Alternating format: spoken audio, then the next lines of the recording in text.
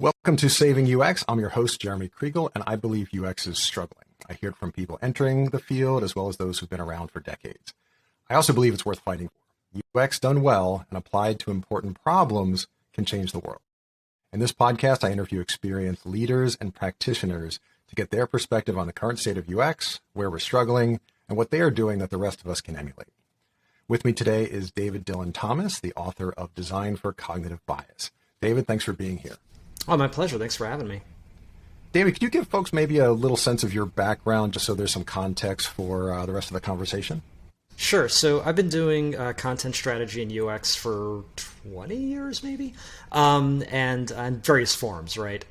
Didn't officially say content strategy on my business card until maybe the mid-2000s or maybe, but different versions of that.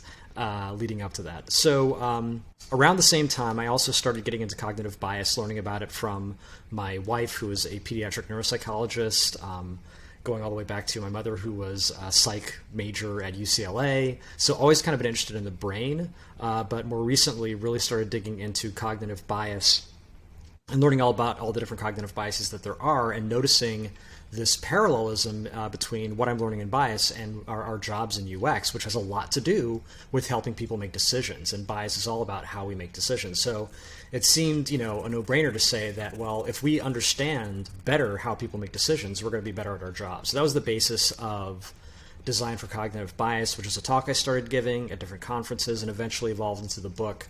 And really now my business, I have David Dylan Thomas LLC as of this March, where I basically give talks and workshops to help people learn more about inclusive design and how bias plays out in our work and how we can do a better job.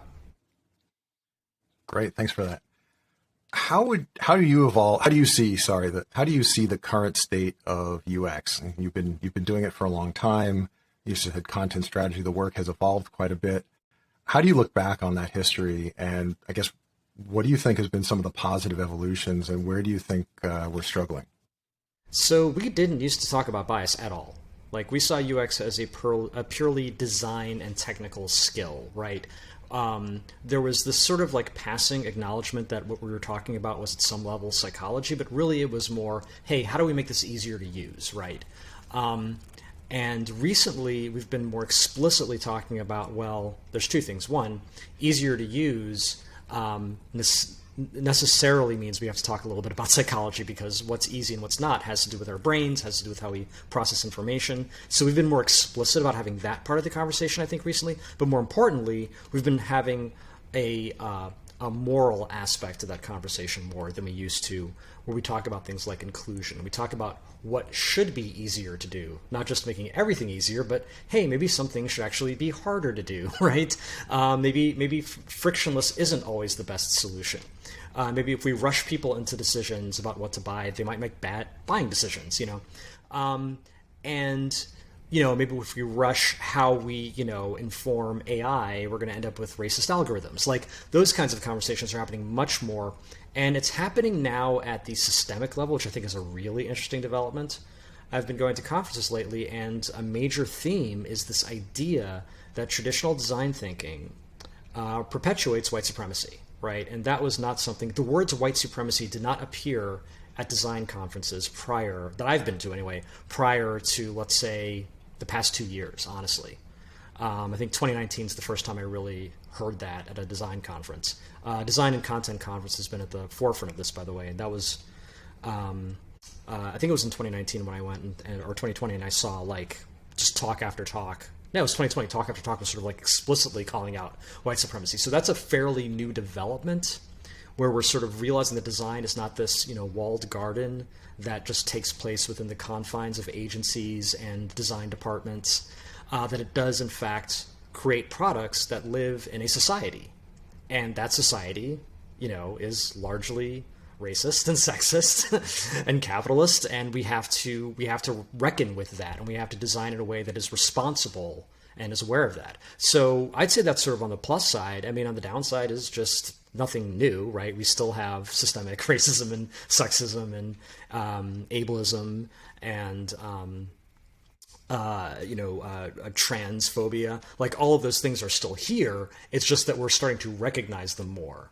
But the shortcoming is obviously that they're still very, very well financed. They're very, very well, embedded.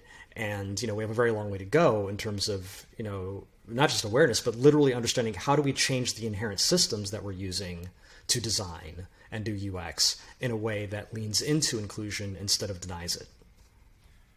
For someone listening who may not have made that connection between traditional design practices and the promotion of white supremacy, not to minimize it, but is there like a simple example that you can give that might help connect those dots for people? Sure. I mean, I think a lot of the critique, and there are better people than me to talk to about this critique. There's literally a talk called "How Design Thinking Perpetuates White Supremacy." But the basic idea is that if you think about how power plays out in the traditional design process, right? Usually the people that we are designing for, right, who are going to use these products and be, not just use them, but be impacted by them, right, have very little power in how those things get designed. So even if you have a fairly progressive UX function or a company that allows for lots of research, right, in that UX function, which is still very rare, they're really only going to talk to people who are going to buy the product or use the product, or if it's an internal thing, who are going to use that internal product, right? And even once they've talked to them, they're probably, once they've designed the thing, never going to talk to them again. Maybe they'll do some user testing, which again is still fairly rare, but if you get lucky and they actually have budget to do some validation, great, you're going to get that. But again, the final say is not going to be with the people you're validating with. The final say is going to be with the person who is paying the bills, right? That's how capitalism works, right? I put up the risk by paying for the thing, therefore I get final say. That, though, has inherent shortcomings because that is a very easy way to perpetuate existing power structures. And those existing power structures, frankly, if you're talking about the US and honestly a lot of the world, are white supremacist power structures, right? Because colonialism. So at the end of the day, even if you're kind of designing with the user in mind, the person paying the bills is the person who is actually going to decide what gets implemented, how it gets implemented, and the impact of that on society, right, will then get felt. So kind of a weird example, but I think an interesting one, is to think about something like Uber, right? If I were to do a traditional design thinking approach to building Uber, like pretend it never existed and we're just building it on day one, and you would say to yourself, okay, we actually have a research budget, who should we talk to? Well, you would say, clearly, we need to talk to people who are in the gig economy because they might likely be our drivers. We should talk to people who don't have cars because they might likely be our customers, right? And you'd pretty much stop there. It would never occur to you to talk to taxi drivers. However, taxi drivers are going to be greatly impacted by your product.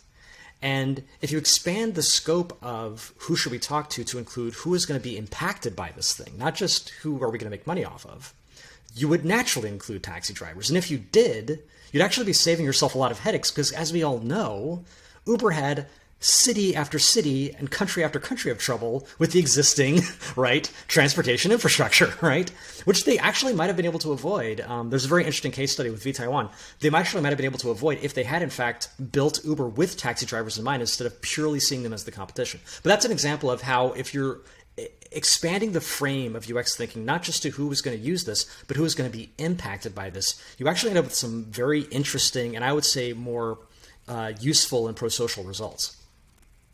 Yeah, it's reminding me, I was just listening to Mike Montero's, I think it's Ruined by Design. And he has an example, the founding team at Twitter was exactly all dudes. And so there was nothing around harassment or anything put in. And when he had talked to the woman who came on, and I don't remember her name offhand, who came on to lead that initiative, and he asked her, if you'd been part of the founding team, when would these types of features been released?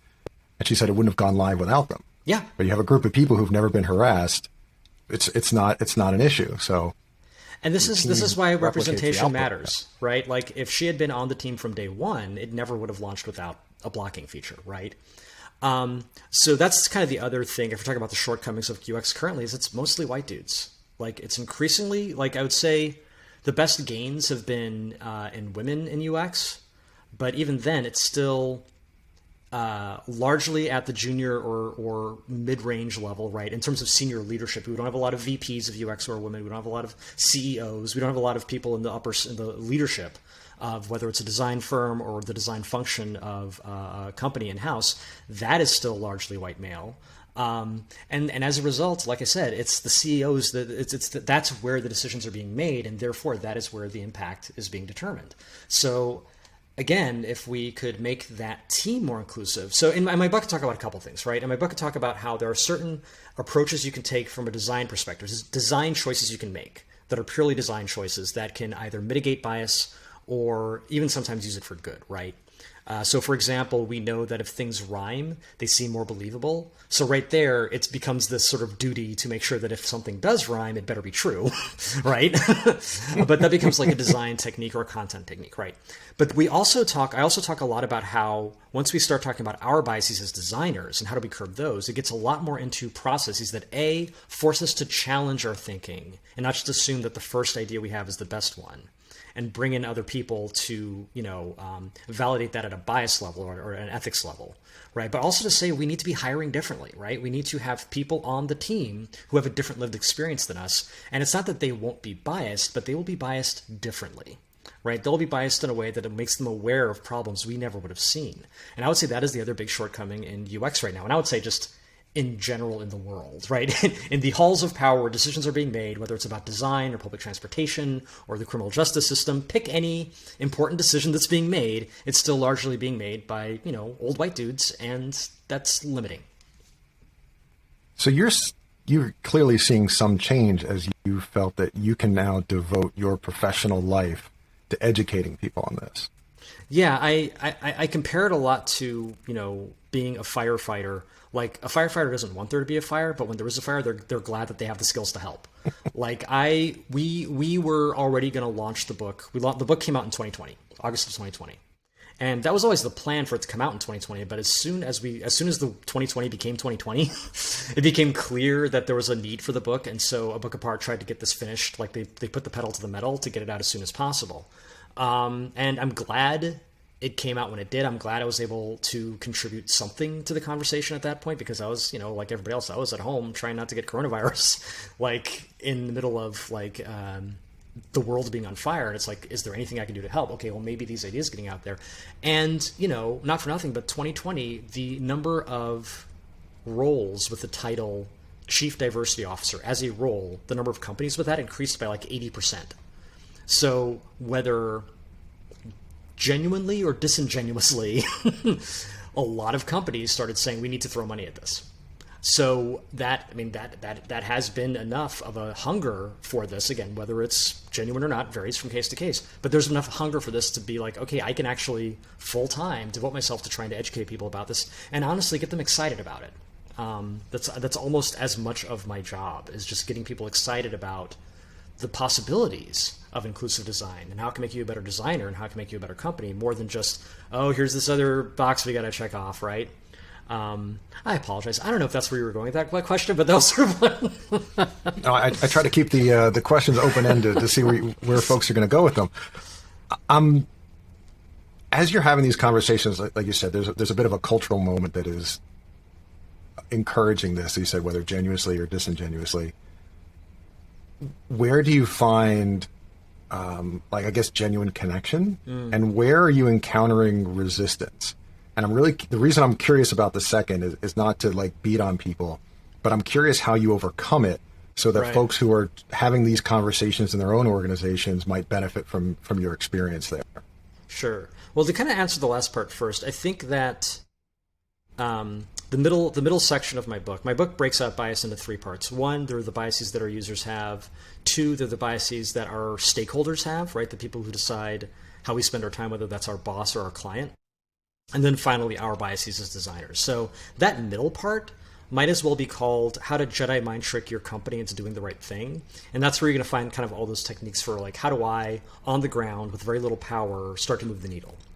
That having been said, my own personal experience with this is I am in this weird situation where, because of the sign I've put on my shop window, it kind of self-selects for people who are already inclined to say, yes, we want more inclusive design. Like, one of my products is Inclusive Design Workshop, Building a Bias-Informed Practice. Like, you don't read that as a ultra-conservative, I don't think we're doing anything wrong company and say, sign me up for that, right? If you're going to walk into that shop, you already think that you have somewhere to go, that there's something you could be doing better, right? So I rarely, it's a long-winded way of saying I rarely meet a lot of resistance. Yeah. I think when I do, it is around almost the opposite of what you'd expect. It isn't so much I don't know if I feel comfortable like changing how I design. I don't know if there's really a need to serve these other constituencies that aren't that aren't like me, that don't look like me. If anything, it's the opposite of I'm afraid to do the wrong thing. I want to help, but I'm so scared of doing the wrong thing, and frankly, having those folks I'm trying to help be angry at me for messing it up. Like I don't know how to start. Like I encounter that resistance a lot more than I encounter any kind of like bigotry. Right. Although there's a way in which some of that resistance has a little bit of bigotry in it. The kind of resistance I get is more almost like, I don't want to say oversensitivity, but like a hesitancy, right, to do something that could backfire. And what I have to do in this case is explain, look, there is no version of this world, if you're doing inclusive design work, that nobody gets angry at you. Like that's not an option. Like doing any kind of inclusivity work, doing any kind of work where you are dealing with, let's say, thousands of years of injustice, there's no version of the world where you're making that better and nobody gets angry at you and everyone thinks you did a great job, right? Because even the people the excluded groups you're trying to help are not monoliths, and they will disagree on what you should do. Your role as an ally is something that no group you want to be an ally to is going to be 100% agreement. That's how you should be an ally. No, they're going to have different opinions because they're people. And people have different opinions about things. That's part of the point. So that's one of the first illusions you have to let go of, is that I'm going to feel good about myself the whole way through this. Like, I'm not going to be uncomfortable. Mike Montero, we were talking about before, just has a new talk called My People Weren't Shipping. And it's all about the need for and the guarantee of discomfort. Like, if you don't feel uncomfortable, you're probably not doing it right? You're probably not actually risking anything. And that's kind of part of what makes the good work the good work. If you're really risking something, you probably are helping. If you're doing something that has a real cost to you, you probably are helping.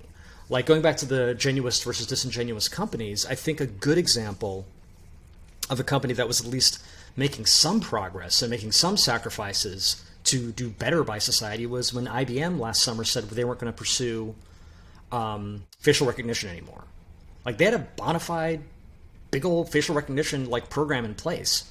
In fact, I was just watching Algorithmic Justice League's video earlier where they were comparing how different companies' facial recognition software did against looking at basically distinguishing male and female and doing that along the lines of lighter skin versus darker skin. And, spoiler alert, they did the worst with black women. Big shock. But and IBM was one of the main three ones they counted. And I was watching that thing myself, oh wow, if they made that video today, IBM wouldn't be there because IBM just doesn't do that anymore. And it's kind of a good thing because they were kind of not good at it. But but like, that to me is something, okay, you are actually saying we are going to dump God knows how much money invested in research because it's better for society. Now, I'm not giving IBM a pass, and I'm sure that calculations were made like around just how much is it going to cost us, right? But that's, to me, looking at it from the outside, that's a real move. That's a real shift. That is something that's costing them and actually helping others, because that's one less company, one less vendor producing software that could be harmful to society. Yeah, I hear that. In the beginning, we talked about how teams struggle just to do research. Mm-hmm. And a lot of people are solo practitioners, and they're outnumbered and they're overwhelmed, and they have trouble connecting with users. They're blocked at every turn. How can they go about incorporating this work into their practice, given some of the tough constraints that a lot of us are facing? Sure. So there's a couple things, right? There's a short game version of this, and the short game version is once the SOW is signed and like all the tasks and the project plan is in place, there's not a lot of wiggle room you have, especially if you're working on like a fee-based structure, right? It's like you have to turn in this research report by this date, or you have to turn in these wireframes. Like, it's not even like a time and materials thing. Like, you're very, very limited in your scope. Like, there's not a ton you can do at that point.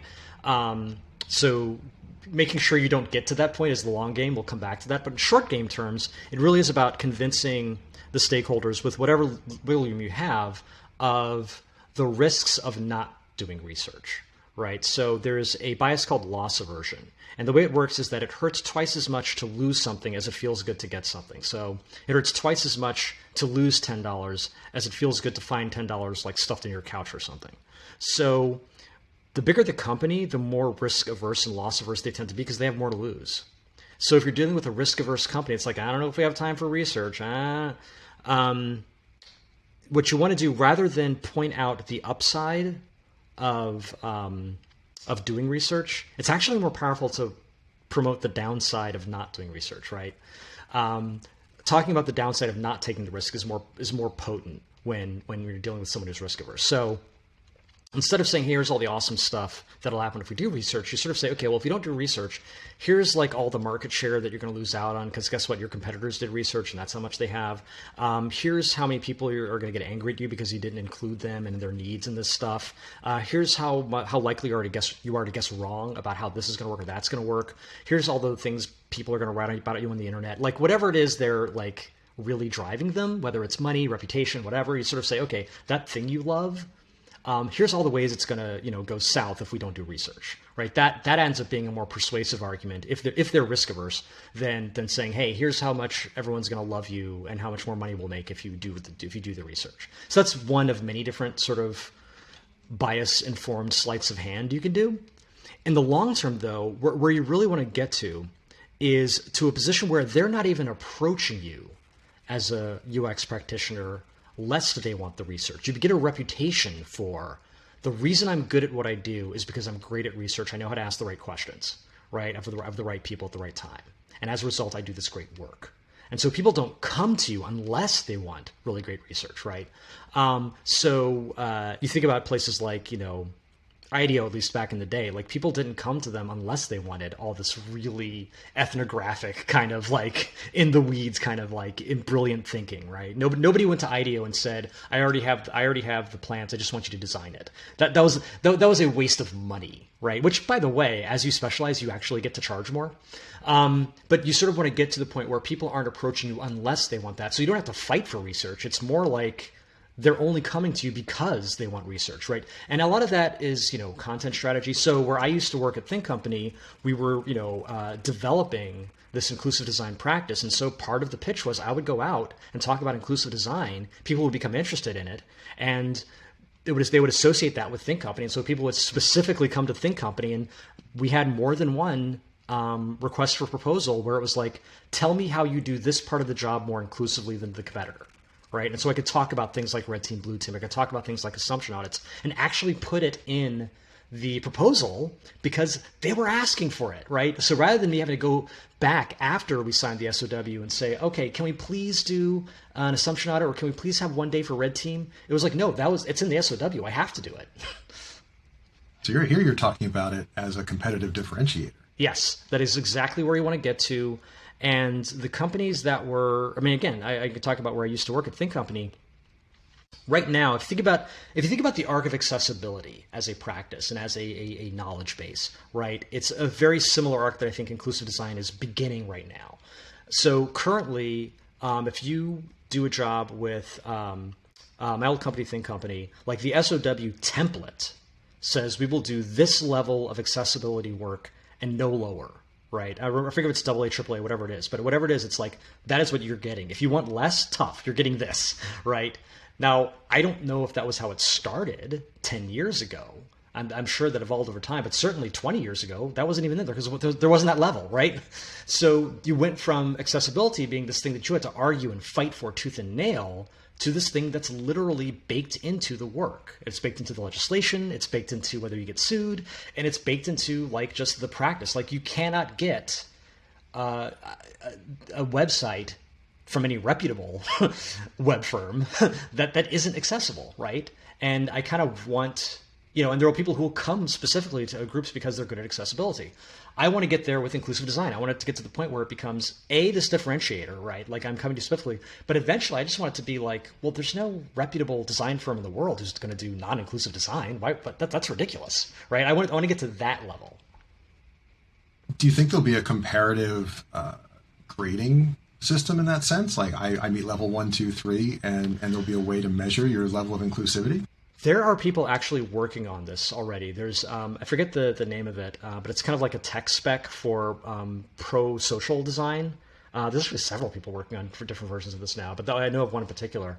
So the answer is yes. I think there's going to be some version. I don't know whether it's going to be as codified as accessibility is. I don't know. I would like it to be, and I would very much, if you begin the conversation around how do you institutionalize these things and guarantee them, and start to have the conversation around things like licensing for designers and like what does a LEED certification equivalent look like for good inclusive design.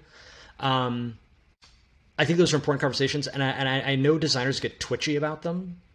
I personally don't get twitchy about the concept. I think anybody doing work that can harm people, there needs to be some kind of third-party structures in place to mitigate the possibility of the harm, just like we do for just about everything in the world, everything else in the world that can kill you, like food or medicine or cars, right?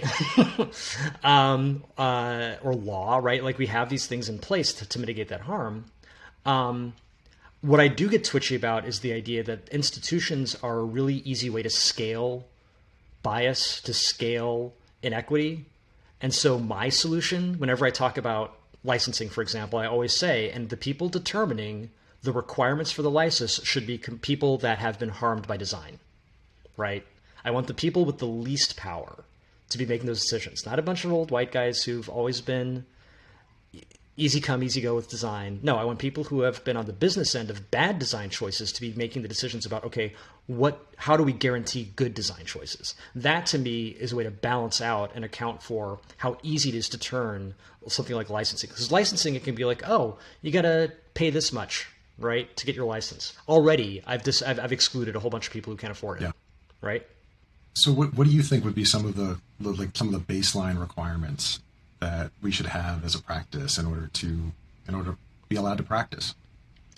To be allowed to practice, wow. I think that this is like a semester's worth of thinking in 5 minutes, but but no, I would want to put myself. So if I wouldn't even necessarily want to be the one making those decisions. Like I don't think I've been on the business end of bad design nearly as much as Black women or Indigenous people or trans people. Like I want those folks who have experienced these things, right, to sort of say, okay. And I think there would also be some expertise around people who understand how these systems work, so people who have studied these systems to say, okay, well, if you want to account for that, you really got to do this, that, the other, right? But off the top of my head, I would say some version of education around systemic injustice, like some baseline understanding of how systems work, and it might even be simply a matter of, because again, I'm aware of every time I say a requirement, I ask myself, who would be left out of that? Who would find difficulty getting that, right? And so even saying, hey, I think you should have some kind of social science education, great. Who's paying for it, right? Because if they have to pay for it, I've already excluded a whole bunch of people,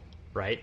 So I think I would be very careful, and maybe it's as much about saying, not only here are the requirements, but here's how we're going to make sure you're able to get those requirements. I think that actually is as important a part of the conversation as saying, okay, I don't want you designing this app lest you understand this amount of social history, this amount of injustice, this amount of psychology, and to make sure you can, here are all the structures I'm going to put in place, right? I think that's a more equitable approach. I think a lot about the story I heard of, there was a kid with like, I don't know, it was like a lemonade stand or some equivalent, right? And someone got up in arms because they were basically selling lemonade without a license or whatever. I don't know, something like that, right? And so I think it was a police officer, but whoever it was who shows up, like the lemonade inspector, I don't know who does these things, but the person who showed up to sort of be like, okay, you can't do this without a license. Instead, what they said was, okay, let's help you get that license, right? They saw it as their job not to shut people down, but to enable people to do the thing they wanted to do. I think that approach to licensing would be a much more powerful and helpful one than a gatekeeping approach, right? It can't be about who do I want to be allowed to design at a sort of identity level, right? I think that's where we get into this very colonialist attitude about like, oh, okay, we're going to make it so that only this particular group is able to design.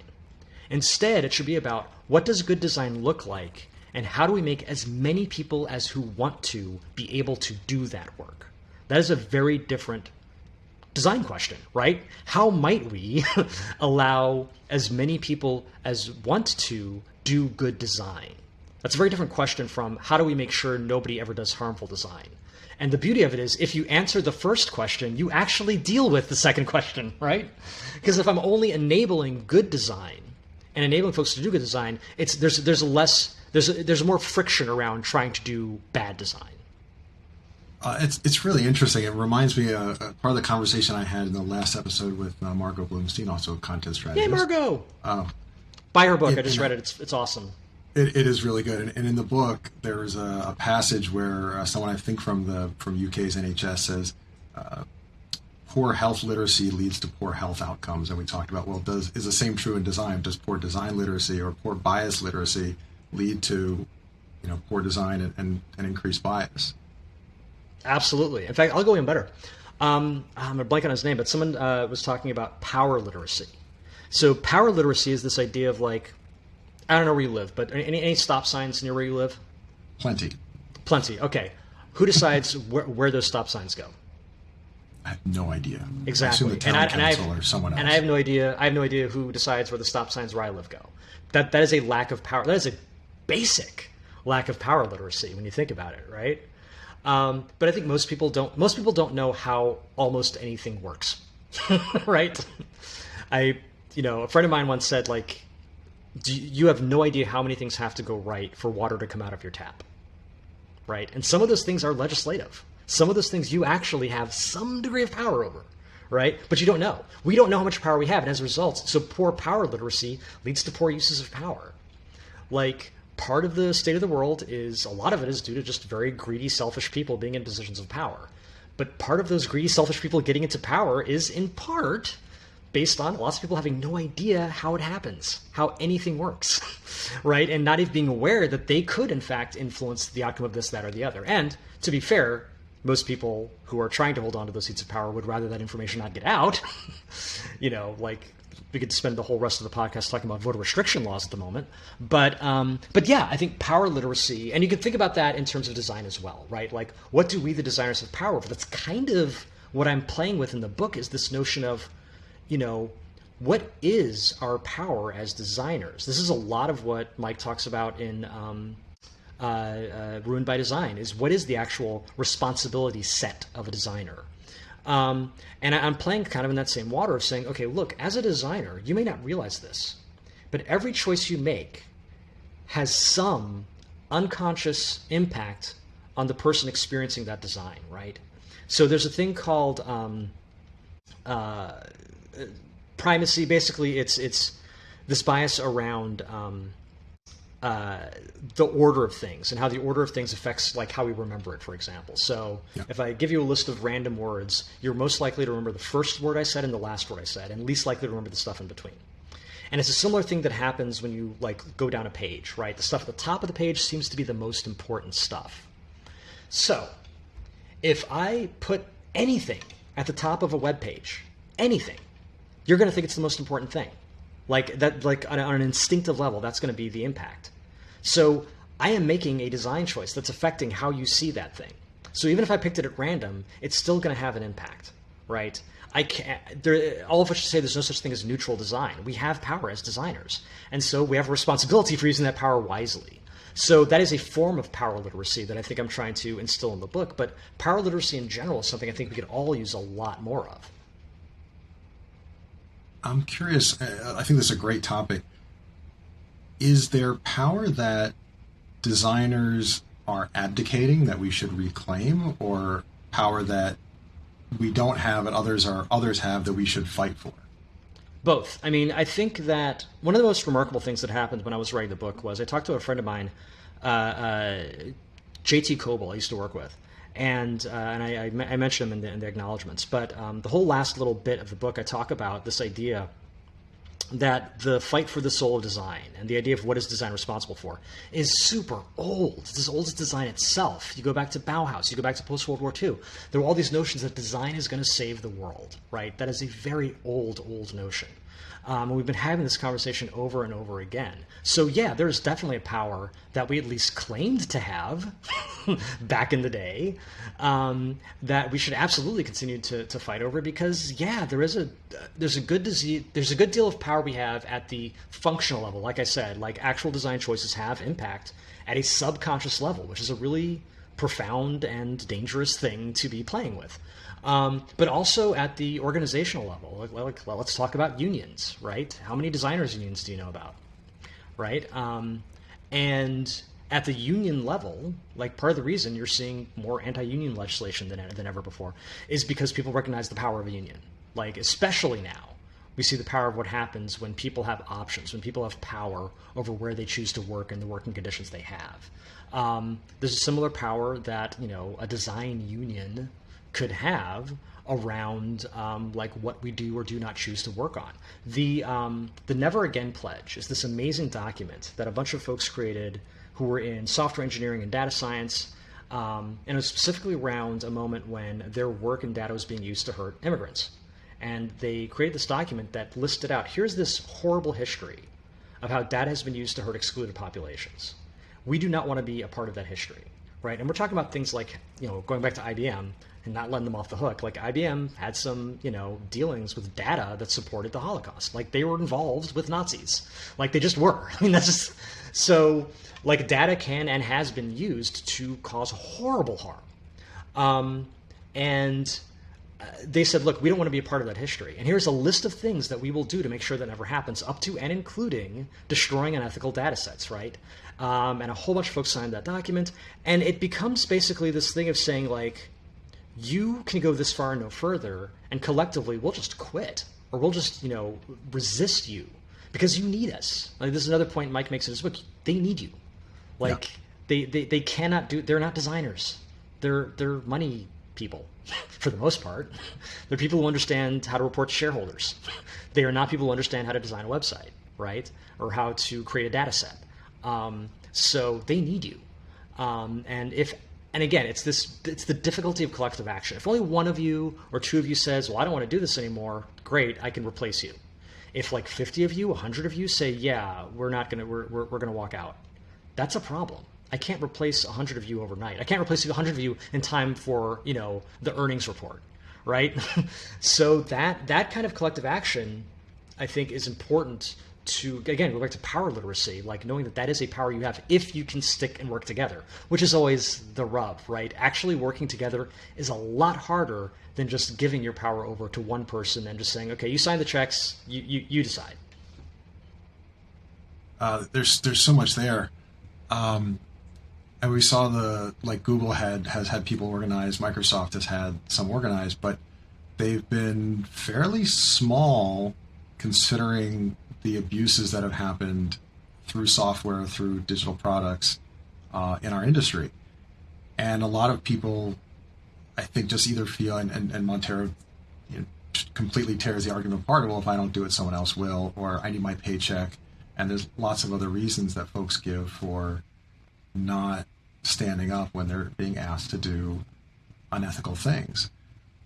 What kind of support do you imagine that would give people that safety to feel like they could stand up for the things they really believe in? Or should we just say that being able to be safe is privilege in and of itself and you should stand up anyway?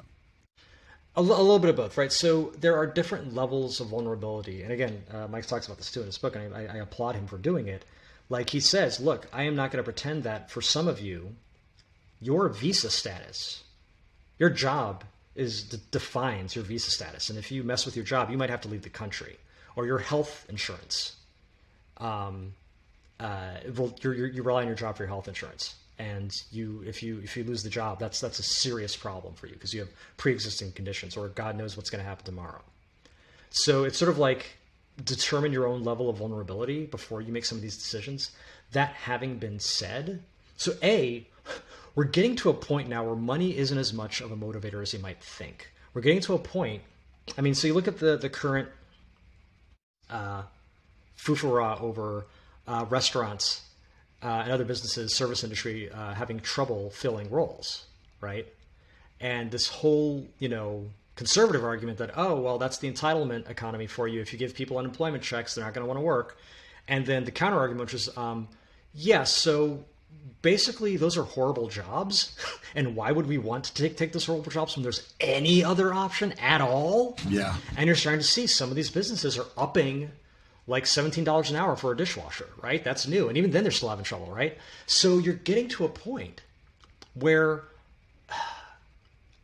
on moral grounds are starting to overcome economic grounds. So a really interesting thing happened in 2008 when the market crashed and everybody was out of work. And this really interesting thing happened where that was one of the biggest entrepreneurial booms, at least in Philadelphia, but I'd say across the country, especially in like people doing tech startups and all that stuff. And part of the psychology of it, I did a documentary about this back in the day, and talking to some of the founders, they were saying, look, we were in a position where people were out of work, and you could either try to get another full-time job, which you might not be able to get and might not last, or you could take just as much of a risk and say, look, I'm just going to try to start my own thing. And at least that way I'm failing at what I want if I fail. Yeah. Right. Versus failing at a thing I didn't even want to do in the first place. So it changed the notion of what risk meant. And I feel like we're in a similar point now in economic history where the powers that be forgot to bribe the middle class. If you look at my generation, Generation X, we were pretty much the last generation to do as well or better than our parents. But if you look at millennials, and even more so at Gen Z, they're doing worse, right? Considerably worse, like hold down 2 or 3 jobs worse than their parents did, right? This is a generation who like, I don't think home ownership is in their future, yo, right?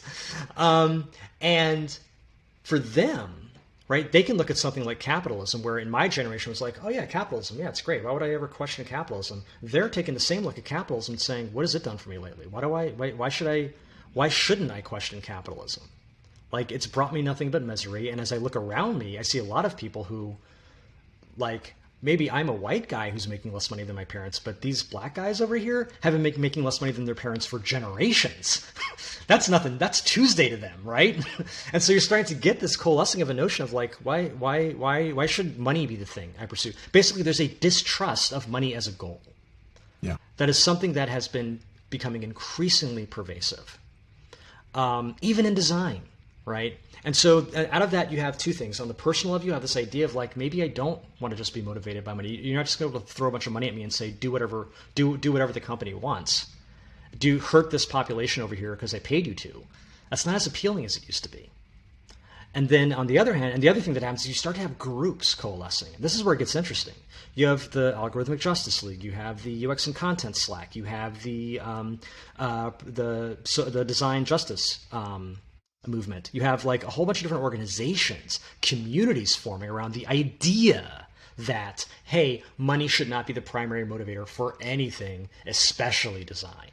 Right? And we want to talk about things like equity first. We want to talk about things like inclusion first, right? It is not worth doing unless it be inclusive, right? Not, hey, let's do a thing and then see how to make it inclusive, right? No, I don't even want to have the conversation unless it's helping other people who are less powerful than I am, right? That is a very different place to come from when you're having these kind of conversations. So I don't know where that's going. I have high hopes. I keep my fingers crossed and I try to help that engine along.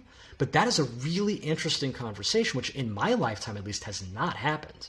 Like in my day, you did not question capitalism, right? In my day, someone like AOC getting in with funding from the Democratic Socialists, right? Explicitly, not having to like hide that and hope no one finds out. No, explicitly, the Democratic Socialists are funding this campaign. That would have been death for a campaign even 5 years prior, right? Yeah. But now it's like, oh yeah, Democratic Socialist, tell me more, right? Like that, yeah, again, to these old eyes, that's topics. Like, oh my God. And I'm very curious to see how that goes in the context of like, Facebook or Twitter or whoever wants me to create this algorithm that's going to incentivize like racism. That is part 1. Tune in next week for the rest of my conversation with David Dylan Thomas, author of Design for Cognitive Bias. I'm Jeremy Kriegel. I'll see you then.